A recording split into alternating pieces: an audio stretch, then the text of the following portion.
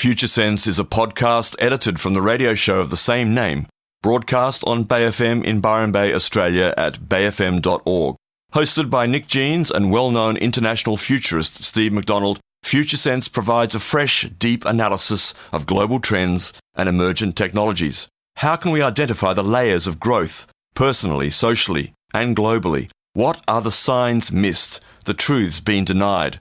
Science, history, politics, psychology, ancient civilizations, alien contact, the new psychedelic revolution, cryptocurrency and other disruptive and distributed technologies, and much more.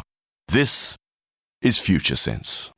You're tuned to BFM. You're tuned to Future Sense here with Nick Jeans and special guest co-host Ross Hill in the studio. But also on the line from Edinburgh in Scotland, we have my normal co-host of the show, Steve McDonald. There. How you going, Mr. McDonald, over there in Scotland? My goodness. Hello, Nick, and hello, Ross. I'm doing well, thanks. Good to hear from you. You are on your way home. How are you feeling about that, first of all? Is it looking like you've got a clear path through the various closures and airports to back to Australia, to home turf? Yeah, I'm feeling good about it at the moment. I'm all booked, and the airlines have been quite responsive, so I've had to change my plans, as you know, and every time something has changed, the airlines have very, very quickly advised me that a flight was cancelled, etc. So, I'm feeling okay about that. Yes, we mentioned, as you heard, I think, about Dubai International Airport. For one minute in the last 24 hours was completely closed, and then they sort of changed that because you're coming back through Dubai, but clearly that's not an airport that they can just close carte blanche like that in one fell swoop. No, that's right. They must have realised that I was coming through there. Precisely. Now you've been away for a few weeks. You were in the United States. You're in Austin, Texas. You were in West Virginia. You're in Washington. You've been in Iceland, in Reykjavik. Now you are in Scotland. These are, other than I guess the US, which is in a bit of a panic mode at the moment, as its cases seem to be sort of accelerating fairly well, the curve, so to speak. But you've been in some of these places. What's the feeling as you've been travelling generally, and as these few weeks that you've been away have transpired? Look, it really hasn't been too bad.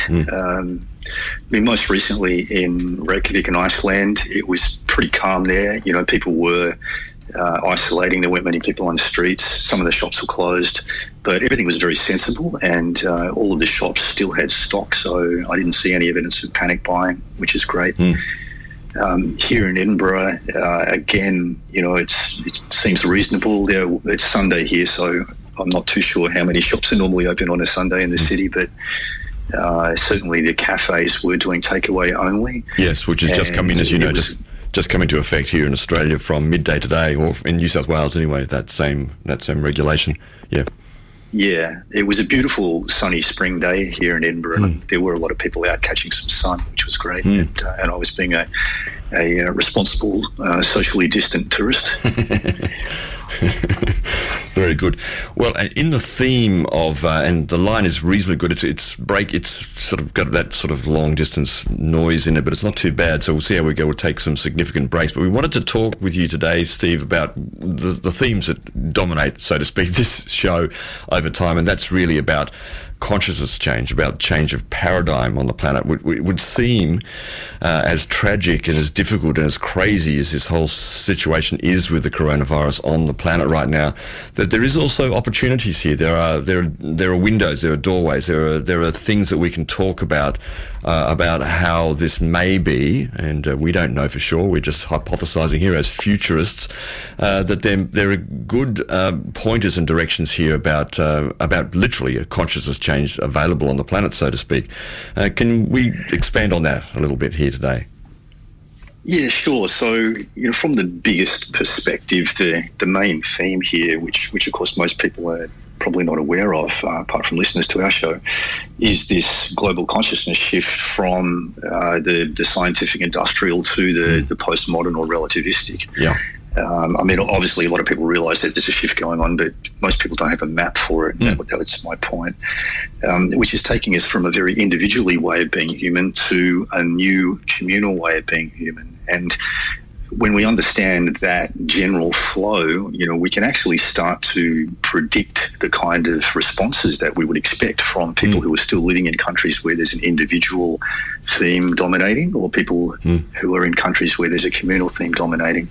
And in reality, there are multiple shifts underway simultaneously. It's not just from layer 5 to layer 6 in Graves' model. There are obviously some countries like China, perhaps, where layer 4 is very, very strong, and that worked in their favour in terms of everybody conforming to the orders, of the government and doing their duty. Yes, that's a very important point, isn't it? That some places literally are much easier for them to do exactly that than our sort of individual cultures like our own, and the United States, the United Kingdom, most of Europe, or some of Europe, which will, people hanging on to their self, their identity, their solo needs and desires much stronger than in other countries. Yeah, that's right. And probably in countries like the US and Australia, there's still going to be a fairly strong individually themed type of behaviour. But, all of these countries are in transition, so there'll be parts of Australia and the US that are happy to fall in line, and other parts where people are still going to go to the beach and do their thing, as we're seeing. Yeah, very true. And depending upon the mindset of the government, of course, they may dictate or they may seek to exploit opportunities that arise as a result of this big disturbance from the virus, for example, by passing new laws. And we might also see countries that are just extremely supportive and very humanistic about it, where there's a strong layer 6 element in government. Right. Ross, yeah. Yeah, I was going to say, isn't it interesting that the relativistic layer that many countries are moving towards was originally described by Claire Graves as sacrifice now in order to get acceptance now. And often when we talk about it, we talk about this, willing to change myself to fit into a group or a community or whatever it is, and I'm changing myself so that I'm accepted by the group. But he also wrote the alternative theme for this layer is sacrifice now in order for all to get now. And I think it's a quite interesting description, because right now we are looking at various sacrifices of the community, of the country, of ourselves, for the benefit of everyone. But it also strikes me as fascinating that this is also a new space for everyone. And so it doesn't mean we're necessarily that good or almost accurate or experienced at it yet. So are we making the right sacrifices? Who knows? I think most people would say we are making sacrifices, but are they measured, and do they fit in, and are they sustainable? That is a big question. Yeah, absolutely. Something else that I'm starting to pick up on, which is really, really interesting, is what seems like a convergence of interest between the value systems at this point. Take, for example, the Australian government, which is well known at the moment for its self-interest. All of a sudden, it's swapped to being very, very community interested. Yeah. And so some of the things that they're pushing for are probably things that are going to be okay with people from layer 6 and layer 4, for example. It's just a question of the mechanisms that they're going to try and use to get those things to happen. But it's very, very interesting. I mean, it definitely seems, and I'd be interested in your opinion from an astrological point of view, Nick. It definitely seems like there's a forcing and accelerating. It's almost like we're being sort of squeezed into a Venturi or something, to speed things up. Yeah, well, certainly those who are interested in the bigger and the deeper levels of astrology as a map, not as a cause, by the way. It's not a causal thing. It's a reflection. It's like reading a book, of a sort of multidimensional book, perhaps, of what the themes and the changes and the energies that are moving through us all happening. And certainly at this time, people are saying that it's like a once in a 2,000 year various conjunctions of planets this particular year, but particularly this week or this month, are very, very, very strong. Mars, Jupiter, Pluto and Saturn all in Capricorn in a sort of wave-like configuration of conjoinings that can only say things are falling apart, things are being revealed, a lot of energies out there, a lot of martial law, martial energy is there, that Martian energy that's crossing over as well, saying, yes, we're going to put regulations in place for your safety. But it's in the context that we are seeing the failure of the systems that underpin our societies. And I think this is probably one of the key things that that we're having to face. I know you posted a piece from the BBC the other day about the UK health system, which is regarded as one of the best in the world, and yet it is already knows itself that it is going to reach its capacity to deal with this virus very quickly, and that pretty well applies to most of our institutions that underpin our industrial era paradigm that we live in. So that revelation is very much shown there in astrology, that the emperor has no clothes, basically, and scrambling desperately to maintain control and try and do the right thing, which I think people are generally trying to do now out there, governments. Yeah, that's great. And I think it's important to remember the overall momentum that we have in this shift towards layer 6. And the old system is failing, so it really doesn't matter how hard they try to make things like they used to be. Their efforts are generally not going to succeed. Yeah. We'll take a little break here. We're talking to Steve McDonald, our regular co-host of this show, Future Sense, over there in Edinburgh in Scotland on the way back home. A couple of texts have come in. Thanks for those. I'll just mention them quickly before we do. Thanks for another great show. Re-essential services. We'll come back to talk about with Steve probably too as well in a little while. This writer, Sandy, said, I ordered a few things online on 8th of March. Australia Post received them on the 11th of March, then nothing on tracking tools, nothing. Just a one-liner on Australian Post about delays. Wow, yes. I guess they are busy. Perhaps getting mail moving is essential for people waiting on important deliveries. Mine was not life-threatening. And that's interesting, given that Australia Post, of course, and all postal services on the world are becoming less and less, relevant. But right now, they are relevant again somehow. Thanks for that. Also, someone else we'll come back to that in a second. The other text here is for our information. 2 large black 4-wheel drive public order and riot vehicles are parked outside the Byron police station. So there you go. May mean nothing. But that's good. Were you going to say something about the post, Ross? Yeah, interesting. The comment about the postal deliveries, also international cargo. There's so many passenger flights that aren't travelling, but we forget that there's cargo in the bottom of a lot of those, and so there's a lot of packages and deliveries that are not happening all of a sudden. Good point. So those are being grounded, but just like the discussion with the internet, and there's this broad discussion of it's getting busier. Should we just block Netflix?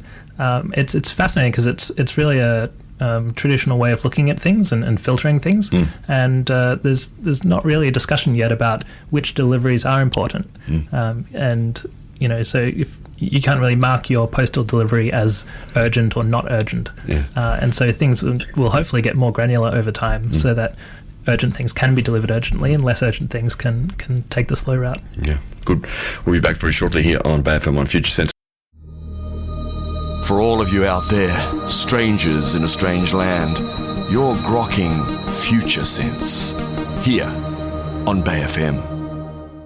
You are on Future Sense at 10:02 here with Nick Jeans and Ross Hill and Steve McDonald, who is in Edinburgh in Scotland. We are talking to about the coronavirus and all things, and particularly more about what is it pointing us to? What are the changes that we can look for? What are the sources of information that might be important to us? And in terms of sources of information, we were just talking offline there about the trusting of source and sources.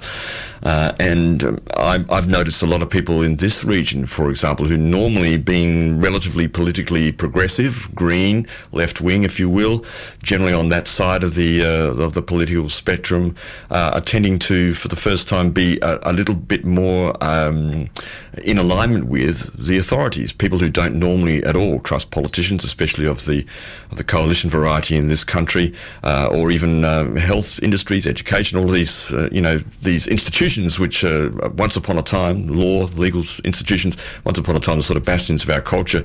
For many people, we don't trust these institutions anymore. In fact, probably the trust in these institutions is at an all-time low. But suddenly, we're having to trust these institutions, and a lot of people are, and that's rather interesting. So you've got some interesting pieces there, Ross, about that. Yeah, there's a report from Edelman from a survey they did in 10 different countries early March, and it said the most credible source is employer communications. So I thought that was interesting. The most credible source is employer communications. The most relied upon source of information is mainstream news, and the most trusted spokespeople are scientists and doctors. And so that was quite interesting because 85% of the survey respondents said they want to hear more from scientists and less from politicians. Okay. And nearly 60% of the respondents worried that the crisis is being exaggerated for political gain. So again, none of this is surprising, but it's good to have some numbers behind it. But I did think the credible source being employer communications was quite fascinating because there are very different value sets, concurrently running in society, and the people who you choose to work with every day are probably of a similar or a supportive mindset and value set to you. So it's interesting that may be suggesting a sort of gap between some of the leadership in our organizations that we choose to spend our time with day by day, and then the political system, which is fixed across the whole country. Yeah. Steve, what's your take on that? Yeah, quite interesting. I mean, usually when people are put under pressure, they will shift their values to some extent, and it can go either way. Some people might go to a more complex set of values. Some people might regress to a simpler set of values. But one thing's for sure, when there's a common problem that everyone needs to solve, it does bring people together more than anything else. And I guess we saw extreme examples of that in the world wars, of course, where there was a common enemy that people could all look at and focus their efforts towards. And the same thing, I'm sure, is happening to some extent here with this virus. It's a common problem that we all need to solve, and that does help us get over some of our values differences for sure. Yeah, that's interesting, that we actually transcend those differences when the common good is at play. And also scientific discoveries, research and development increase generally in those kind of extreme crisis periods, and you do get some very fast discoveries. And I think we're seeing that somewhat in the scientific space regarding COVID-19 as well, although it's a bit hard to know exactly what there are claims about, vaccines coming online. There are claims about discoveries regarding the DNA. It's a bit hard to know exactly what the truth is, and yet to find applications for that are obviously online at this point yet. Have you heard of anything out there, Steve, in the world on a scientific basis regarding research? Nothing concrete. I mean, certainly there's a lot of research going on. I'm sure there's a lot of people who are moving as fast as they can, because whoever comes up with the first vaccine, if they do ever find one, stands to make a lot of money out of it. Yeah. So that's definitely going to be a motivator for the big pharmaceutical companies for sure. Yeah. Let's talk a little bit, while we've got you on the line, about economics. You've made the point in some communications with us in the last 24 hours or so regarding economics and money generally, and the notion that with all these incredible bailouts, if you will, or these government handouts, whatever you want to call them, that are coming online, and the incredible volatility of the stock markets around the world, how does that add up financially? And also, as you point out, Steve, in third world countries, of course, where monetary and fiscal policy is, it breaks down much easier because they're already on an edge. Everything is a bit different in those places, and you saw that, of course, when you were in the military in Somalia in the early 90s. This kind of idea where a lot of our projections onto the way people are going to behave do not apply when it comes to other countries that are not first world. Yeah, that's very true, and it counts for a lot more than just economics, of course. And a lot of the discussions that are going on right at the moment are still separated by that sort of first world, second world, third world, gap that we have. And let's just talk about economics for a second, I guess. The fact is that the world has been headed for a major economic collapse for a long time, and this year was flagged years ago as being a critical turning point, and particularly by Martin Armstrong and his computer algorithm, and that has proved to be accurate. Once again, his computer's pretty reliable, actually.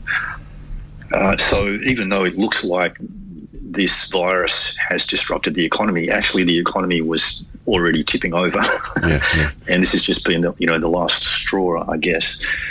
And from what I've read, most economists are really scratching their head and trying to figure out what happens next, because there's money being promised and spent that basically isn't there. But of course, governments can just print money these days whenever they want to.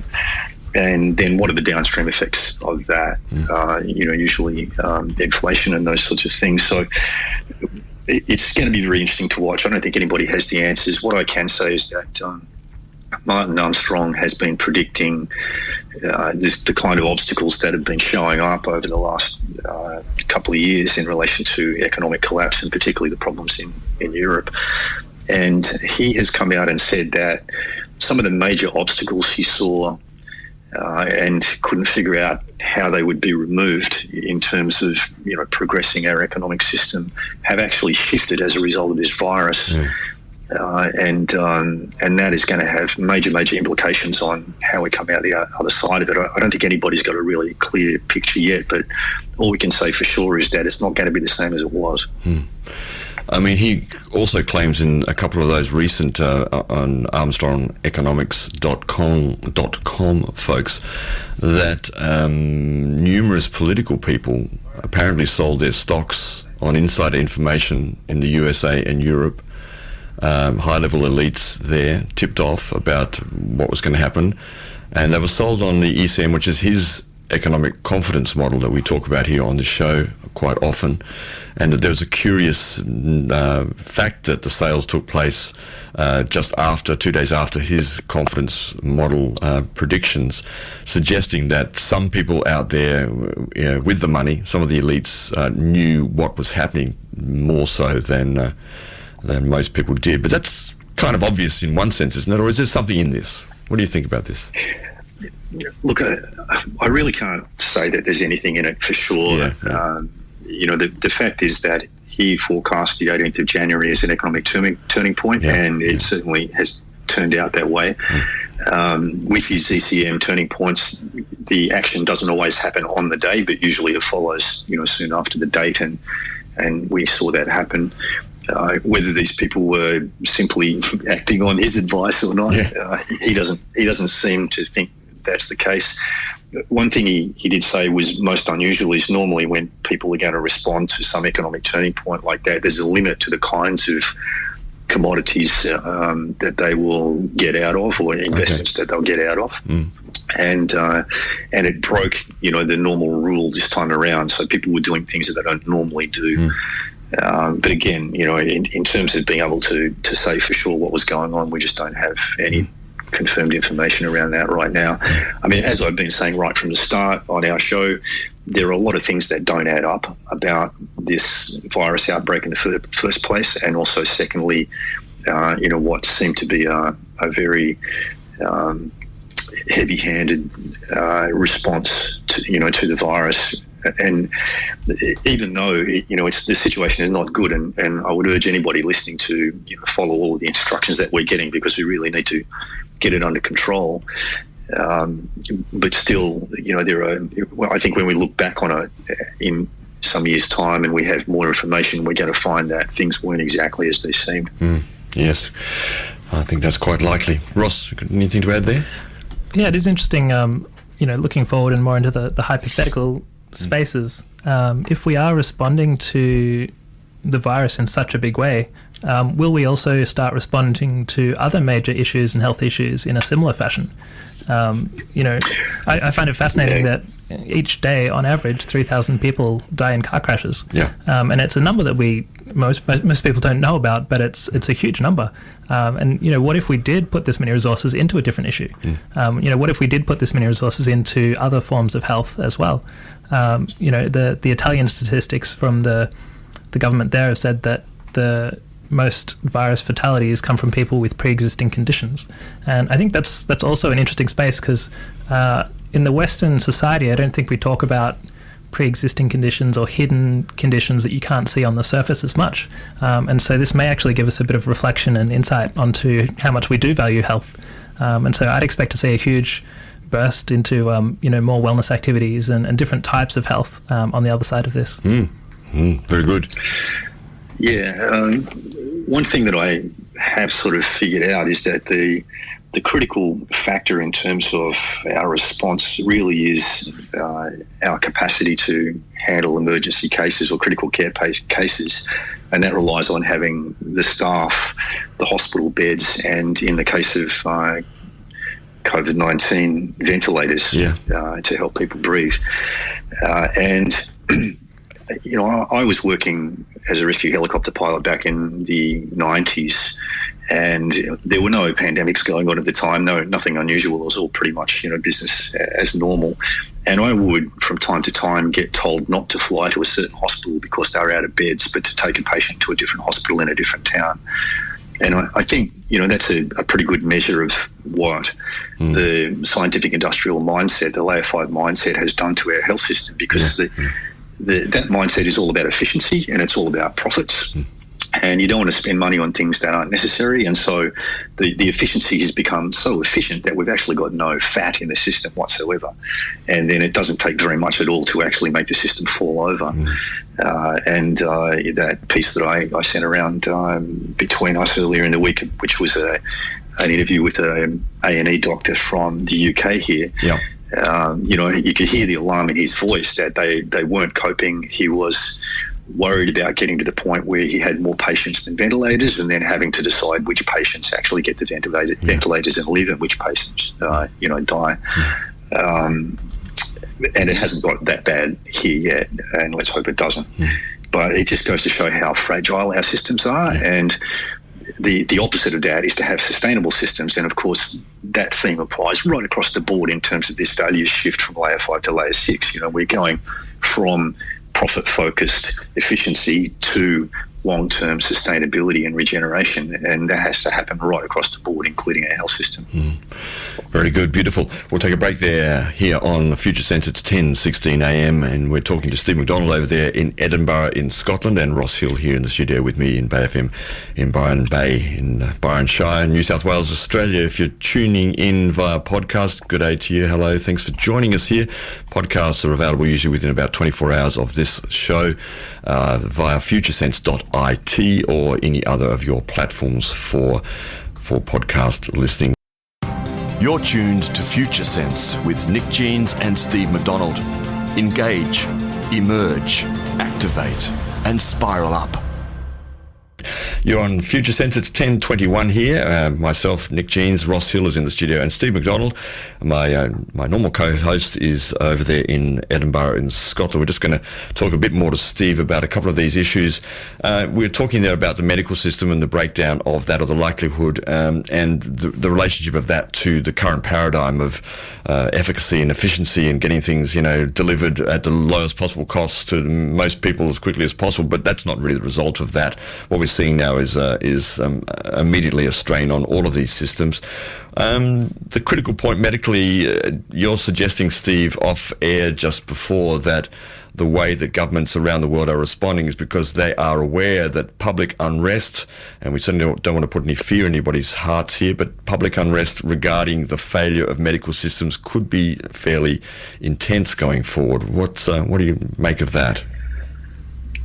Yeah, if we think about the global paradigm shift and the values moving from scientific industrial to what's next, which is layer 6, relativistic, postmodern, going back to the 60s in particular, we saw a wave of public demonstrations, people disagreeing with government policy, protesting against the Vietnam War, those sorts of things.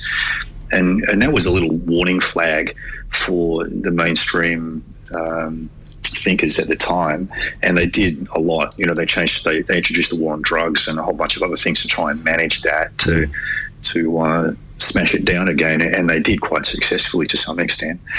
And here it is again, starting to rise. If you think back to last year, we had the Extinction Rebellion protests, particularly here in the UK, and Hong Kong was going off and those sorts of things. Yellow vests in France, yeah. Exactly, yeah, in many places. So it's a very tense time for government. And you've got to remember that these governments are operating according to the old paradigm, and they're trying to figure out how to fix this, which appears as a problem to them. And all they've got in their toolkit are the old ways of doing things, and so they'll keep trying the old ways, which are inevitably not working so well. So in the context of that, you can understand why there's been such a sudden global reaction to this problem, because the last thing that governments want is to have their own systems overwhelmed. And as well as, this general murmur that's happening within the global population saying that things need to change. And really the critical point, as we were just saying before the break, is the health system, because our health system has no excess capacity. On a normal day in most hospitals in Western countries, at least, they're struggling to find extra beds and those sorts of things, and they're struggling for staff. And then you throw a pandemic in the pot, and it can very quickly overwhelm the system. So I also just want to mention that this is a very, very first world issue. The idea of panicking in a hospital because we've run out of ventilators. I mean, there are places around the world that don't have ventilators, and we need to remember that. And that's part of the issue here too, is in bringing the world together, is that we have to try as best we can to bring the world up to some kind of a level playing field, and that's very much the theme of Layer 6. Because there are places in the world where they have what we in the first world would say a terrible, terrible crisis. That's just operations normal for them. They don't have the facilities, the medical facilities, or the hospitals, or the trained doctors that we have. It's important to remember that. Yes, indeed.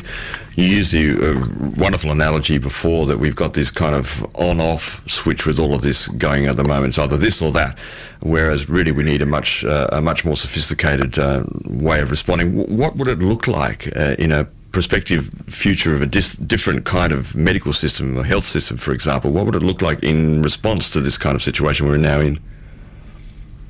Well, I'm thinking back to my time in the military, where the military is all about handling chaos and responding to chaotic situations, and the way that it does that is it prepares and trains people, and it keeps stockpiles of equipment that might be used, for example. And we really need to try and extend that mindset, into civilian society, in terms of understanding what are our major threats now. And we're moving into a time where the world is going to be more peaceful. I mean, that's one of the main themes of Layer 6 consciousness, is that we're actually moving beyond wanting to kill each other. And so how can we take advantage of the things that we've done in the past and the experience we have, to bring some of that increased management capacity to issues like public health, for example. And what that would look like is, having a very, very focused health intelligence system, so that we keep track of future threats that we might need to face. Putting resources, and maybe resources that we would normally spend on bombs and warships, into public health, to make sure that we have an excess of people available on a regular basis. And in the military, they do that kind of thing through training reserves. So I have people who they're not as well trained as, let's put it in a health context, they're not as well trained as a full-time emergency doctor, but they might just have specialist training on how to help intubate a patient who needs to be on a ventilator, for example. So we could have people like that who are trained. Maybe that's not their regular day job, but in times of need, when we need to call on extra people, they're there, they're already trained, they know how to help a doctor ventilate a patient, or maybe they know how to ventilate a patient. And of course, stockpiles of the equipment that we would need. Yeah. And with the world changing the way it is, we're likely to be seeing more pandemics in the future. And a lot of people have been saying this for a long time. It's just that no one's been actually acting on the advice. Well, as you said, of course, when the world is dominated by, in Graves's model, by Layer 5, that those resources for future possibilities like that are not likely usually to go to be allocated in that way, are they? And that's a really big change that we're literally being forced to address, and hopefully some real changes will be made, as you're suggesting there. Yes, absolutely. So, when you don't have options to solve a problem, you end up having to sort of think like an on-off switch. You either do what you can or you do nothing. And that's really what we're seeing globally at the moment from most countries now. Is it's like, okay, we don't have any options apart from let's just throw everything at this and do everything and let's shut everything down. And there's no real measured response going on in most countries, although some countries there has been, and I think Singapore probably stands out as a good example from what I've been reading, because they did a lot of intensive testing. They put a lot of measure into their response that we just haven't seen in other countries. Also so it's kind of like the difference. Singapore can do that because they have such incredible surveillance. It's a pretty small place, but they have some of the best tracking in the world, whereas other countries have been a bit more maybe secretive in some respects about it. We have the metadata collection here with all of the ISPs, but it's not something that's really discussed in how it's being used. Whereas Singapore just went straight to it and said, we're going to track everyone. Yeah, that's a really good point, Ross. And, we should remember that we do have the capacity to do it in Australia. We've been tracking mobile phones for a long time, but it's a secret. And, the government doesn't want everybody to think that they're doing it all the time to our citizens. But if we really had to, we could. We have the capability. Yeah, and Singapore have been doing it. China have been doing it. It is an interesting. But of course, those are societies which are more regimented, more strict, more rigorous in their control of their population anyway. So it's much more receptive already in those populations for these kind of strategies. Yeah. Yeah, so in terms of response, ideally you don't want an on-off switch. And, I'm thinking back again to my military experience where there were cases in history where military forces had to try and control populations of civilians who might be rioting or, threatening the government or whatever, but they weren't armed. And what can the military do? I mean, in the old days, all they had was a rifle, and it was either shoot or don't shoot, and of course there were some terrible occasions that have gone down in history where soldiers did shoot unarmed civilians, because they had no other choice. And what the military did over time was they learnt to actually equip themselves to be able to do things other than shoot people, to have like riot gear and behave like police and those sorts of things. And that kind of general concept needs to be transferred across to this problem that we're facing now. So it's not just, okay, everything or nothing. We have, instead of an on-off switch, we have a volume knob, and we can adjust the volume, and as things get a little bit worse, if needs be, we can adjust the volume a little bit more. Up to 11. And yeah, exactly. And that there's data coming through now, so we can learn from what we know has been the experience in other countries, China and Italy in particular, that there are certain parts of the population who are way more vulnerable than other parts of the population.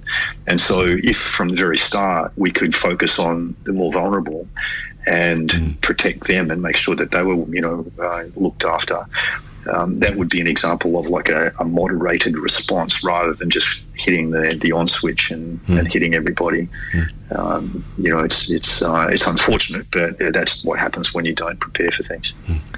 Yeah. Also, the shift in how much information we have now is really profound and incredible. Just in the last few years, the iPhone is only 11 years old now, so things are rapidly changing. And I think, Steve, you mentioned something about the trucks at the police station being a usual thing as well. Oh yeah, because we had to take a couple of black Ford public order riot vehicles outside the Byron police station. We don't want to get you fearful about that, because they do turn up. Apparently, as Steve said, at school holidays, but it ain't school holidays quite yet here.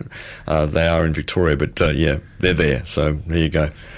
But if the school holidays are coming, if the school holidays are coming, they may be preparing before. That's good. I've often scratched my head in the past wondering why the riot squad is in Byron Bay during. It's usually Schoolies Week in particular. Yeah, that's right. They come around the end of the year, but it's overkill. But they do it. Yeah. Well, they're scary, those kind of vehicles, aren't they? Black four-drive vehicles like that. Their very presence can do something to some people. So, yeah, I think that's the idea, Nick. That's the idea. Oh, really? You think? Engendering more fear. We've got a text in, Steve, before we maybe let you go, because we're moving through with time here. But we've got a text in, which is an interesting one about science. We were sort of talking about technological developments here, and this is from our listener Dudley, always listening to us. Hi, Dudley. Your comments regarding the double-edged sword nature of much of technology developments, which can potentially be of great value or of great threat to public well-being. Getting the great benefits of technological development without the just jump there, pardon me, without the need to fear and resist it will only be achieved when we know we can trust all involved. That means all people who are disseminating science, I guess. This might sound fanciful, but it is not impossible, and realising this can focus us on the great potential of developing the understanding that we all belong to the one human family and all are part of the one living planet. So just, the question there being, how do we discern between positive technological use and other? And also maybe a question for Steve. As we usually expect a slingshot effect and a regressive step before going forward to the new layer, what should we keep an eye out for in terms of the distinctions between, a rigid one right way and maybe a more forward-looking relativistic response? That's good, because it's the same answer to both questions. Essentially, the double-edged sword thing is really about human values and which human with what values is using the technology. And you can break that down to, is it self-serving or is it serving the greater good? It's as simple as that. So what we should look for as we're moving forward is decentralisation of authority, away from centralised government and empowering communities. And that's a really, really strong theme of the emerging Layer 6. So when we see that kind of stuff happening, that's a very, very positive sign. Yes, very good. Another text just came in. We are learning that we truly does matter first and foremost before I. Win-win for all is not optional. So sadly painful for me, this win-loss paradigm, says the writer. It has to end. Care and love, Nick and Steve and Ross. The change is too late for myself, but wonderful to know future we's and my child will enjoy the better world to come. It's a positive take. Thank you for that. Yeah. That's great. And that, again, is, very representative of this paradigm shift that we're in at the moment. And somewhere down the track, when we see this great leap into second-tier consciousness, we'll get to the point where we can apply individual values to problems that require that kind of solution, and then collective values to problems that require a collective solution. So, it'll be more balanced. Yeah. Nice, lovely. We'll leave you there, Steve. We'll let you go. Thanks for joining us from Edinburgh, and we'll see you back sometime in the next short period of time, back live in this region. Will be good to have you home, and travel safely as you do so. Thanks, Nick and Ross, for holding the show down while I'm away. Much appreciated. Greatly appreciated too. Thanks, Steve. Talk to you soon. Cheers. Bye-bye. You're resonating right now on Future Sense with Steve McDonald and Nick Jeans. And you're tuned still to Future Sense with Nick Jeans and Ross Hill here, and we've been talking about all things, that are going on the planet. I said to you off air, Ross, it's interesting as I do research, you come across all sorts of things, and this fell into my lap yesterday, and I thought it was kind of interesting. I'm just hypothesising or just thinking about it for myself. 30 years ago in November was the date of the fall of the Berlin Wall, and that is pretty interesting in itself. But back in 1973, an East German psychiatrist, Dietrich Müller-Hegemann, observed that his patients who lived close to the Berlin Wall showed higher rates of psychosis, schizophrenia and phobias. Those East Germans who lived in the shadow of the wall suffered rage, dejection and alcoholism and were more likely to kill themselves. And the closer to the physical wall his patients lived, the more acute their disorders. And when the wall came down, it was an incredible emotional climax that was observed of the unloading and the cathartic breaking through of the unconscious after those years of repression behind the wall. And this writer's also witnessed that sufferers of the disease exist in Palestine, in Cyprus, in Belfast, and along the US-Mexico border, where there's supposedly a war going up, but there isn't even a war, but there's a wall there, of course. And our contemporary walls and barriers continue to inflict psychic pain on those that live in their shadows. The psychic walls and barriers. And two sides to this, what I want to just bring up very briefly as a sort of philosophical discussion is, at this time with social isolation, social distancing, forced quarantining, if you will, one way or the other, it's creating a certain set of walls, but it also is an opportunity to not find yourself sort of in a psychosis behind that wall. There's an opportunity there for a different kind of response, I think, offered here. Yeah, I think it's particularly noticeable because the value set we're moving into is really driven by human connection. And so we're looking for human connection more than ever, and yet there are these walls. Yeah. At the same time, the walls are getting more subtle. So the Berlin Wall was a physical brick wall that you could walk up and you could see it, and it was pretty obvious. Whereas these a few meters around us in isolation, they're kind of moving walls, and we carry them everywhere, but you can't see them, but you can see them because you do have this response. And it's a fascinating thing. I was just chatting with my friend and an online teacher, Will, and he said that he's noticing the the teachers he's working with just having a difficult time about working online. Because there was this underlying stress already, and people aren't used to dealing with situations where there's no plan at all. So a lot of these responses that we have are being made up on the spot, which does, force some level of creativity. But it is interesting because we usually spend quite a bit of energy avoiding the unknown, and yet here it is as a Great Wall, unavoidable, and so we're going to have to deal with it. Yeah, that's true. And also, on one hand, not to fall behind the wall into depression, psychosis, or addictions, or compulsions that are not healthful for you, but also on the other side of that, I'm thinking too, the paradox being that to some degree we probably all do need to find our own selves within our own, boundaries, more so than we have in this independent, I-centered era that we've been living in. Yes, nevertheless, everything's sort of leaking from one thing to the other. Fake news, we don't know what the truth is. We're overwhelmed, we're confused, we don't know where to go for our sources and so forth. So in some ways, to retreat into your own space potentially can be very good, and as you're saying, it can be creative, it can be that, but not to go too far that way and to sort of lose yourself in being isolated. And that is to go to, as we said earlier in the show, the tone of our response now. What's the tone of your response? How do you find a place to be measured but not fearful, to follow instructions but to be realistic about them too, etc., etc. Yeah, and it's probably good to be conscious of not being too isolated, but also not running away from the isolation. Exactly. It is a great reset that's happening, and we've got these reminders everywhere of rethinking some of our fixed habits because they're right in front of our face, and it's very easy. And I think it happens, every hour we're looking around doing something that we usually do, and then you have that fear and panic that rises of like, hang on, I can't do that. What about this and what about that? And it's very easy to get carried away with that. It's pretty important just to remember that step one is to breathe. Step two, breathe again. And then just carry on. And if you stop breathing, then you've definitely got problems.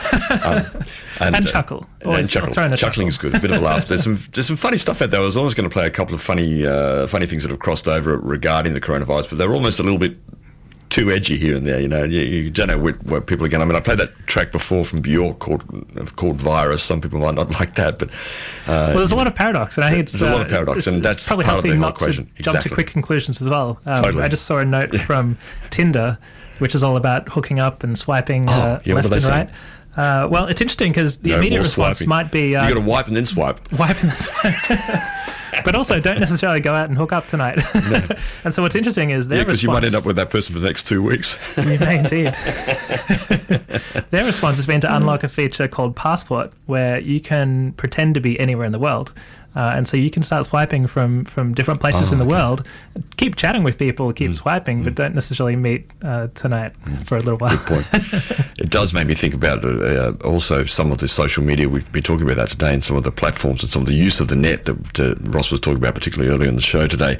But I did notice a local group, I think it's a local group called the Kindness Pandemic, which has an incredible number very quickly of people joined up and a lot of interaction, a lot of chatting going on, a lot of comments going on there, which just goes to show that, in this space we can focus on the things that matter. We can actually create a kindness with each other, a care for each other. There's been quite a lot of social groups online too, I do believe, social media platforms, which people have set up little groups locally, neighbourhoods, so forth, to offer services, to take some food to an elderly neighbour up the road, these kind of things. So we're seeing this real sort of return to a tribalism, in a sense, a better sense of local community and tribalism, of localisation, of resilience locally, but actually, created by the availability of our technological platforms that exist that we can use to facilitate that. So interesting times, to say the least. It certainly is.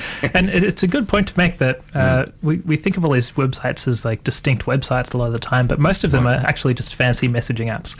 So you might be on a knitting website, but you can message people directly.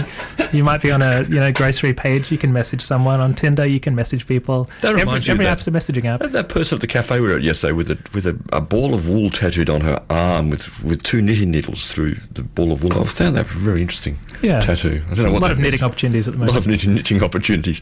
We're going to go. Thanks very much for joining us here on Future Sense. And as we've been saying, if you want to tune in later to the podcast, within 24 hours, usually futuresense.it. That's the podcast, which is usually edited into 2 or 3 sections. We do take out the music, which is great that we play, but nevertheless we take the music out and we take out the sponsorship announcements and so forth, and just let you live with the meat in the sandwich. But if you do want to listen to the music and the rest of the show, you can also go onto the Bay FM website, to the program page of Future Sense, and you can listen to any other full shows there. And you can also check out the music that we play if you're interested. Thanks for joining us. Thanks very much, Ross, for being here. You may also be here next week. We don't know yet. Or none of us will be here next week. We'll be here somehow because Bay FM will keep broadcasting something. We'll be online somewhere. We'll be online somewhere. Thanks for being with us. Yeah. You've been listening to Future Sense, a podcast edited from the radio show of the same name, broadcast on Bay FM in Byron Bay, Australia, at bayfm.org. Future Sense is available on iTunes and SoundCloud. The future is here now. It's just not evenly distributed.